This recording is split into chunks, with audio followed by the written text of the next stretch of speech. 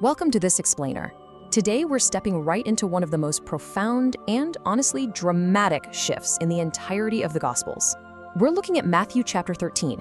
It's this pivotal moment where Jesus just completely changes his teaching style. He moves away from these clear, direct instructions we're used to, and he starts speaking in vivid and sometimes really confusing stories. It's a jarring transition, isn't it?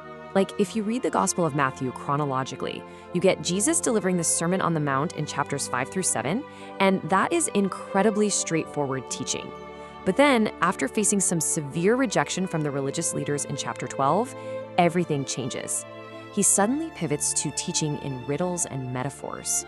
So the central question we're exploring today is simply why? Why did Jesus suddenly decide to kind of obscure his message? Okay, let's dive into this by first understanding what a parable actually is. The word itself, parable in Greek, translates the Hebrew term mashal, and fundamentally, it's a comparison. It's a literary device that takes these super familiar images from everyday life and uses them to illustrate a much deeper truth. It can be a short proverb, a challenging riddle, or even a full-blown allegory. But here's the thing, Jesus doesn't just use them as nice, memorable teaching aids. He actually uses them with a totally shocking dual purpose.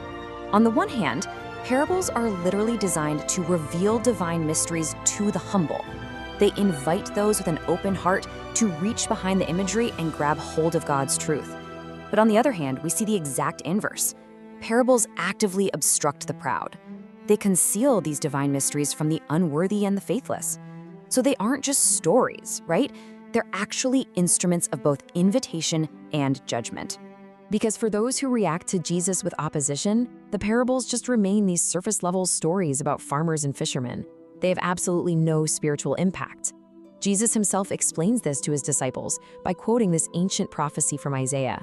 "You shall indeed hear but never understand, and you shall indeed see but never perceive." For those lacking faith, the parable serves a negative function.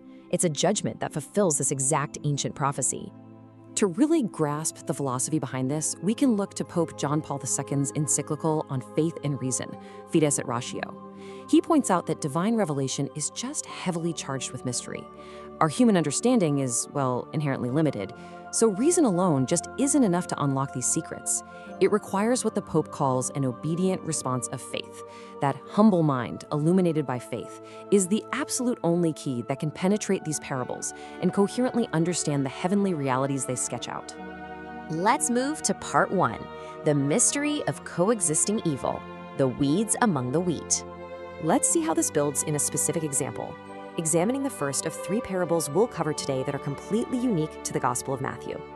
In Matthew 13, Jesus presents the parable of the weeds among the wheat. He describes a man who sows good seed in his field. But under the cover of darkness, while his men are sleeping, an enemy stealthily enters and sows weeds right into the middle of the wheat. So when the plants finally start to grow and bear grain, the weeds pop up right alongside them. Naturally, the servants ask their master if they should just go out and tear up all those weeds. But the master issues this agonizing command, no. And why? Well, because of a really crucial botanical detail that biblical scholars highlight. The weed sown by the enemy was likely darnel. Darnel is this slightly poisonous plant that looks virtually identical to wheat in its early stages of growth. You literally can't tell them apart until they fully mature. So if the servants tried to uproot the darnel too early, their roots would be so totally intertwined that they'd end up destroying the good wheat right along with it. Now, Jesus doesn't leave his inner circle guessing about what this all means. Away from the crowds, he gives them an exact allegorical map. He says the sower is the Son of Man, so Jesus himself. The field is the world. The good seeds are the sons of the kingdom, while the weeds are the sons of the evil one, planted by the devil. And the harvest, that is the close of the age, the literal end of the world. And this brilliantly illustrates the dramatic tension of the church age that we are living in right now. Christ sows the kingdom, but the enemy introduces evil right alongside it. And the command from the master is to let both grow together until the harvest. It really explains the profound mystery of why God permits evil and corruption to exist, even within the bounds of his kingdom on earth. He's patiently waiting for the harvest, where his angels will finally and flawlessly separate the two. Now we arrive at part 2, inestimable value, the treasure and the pearl.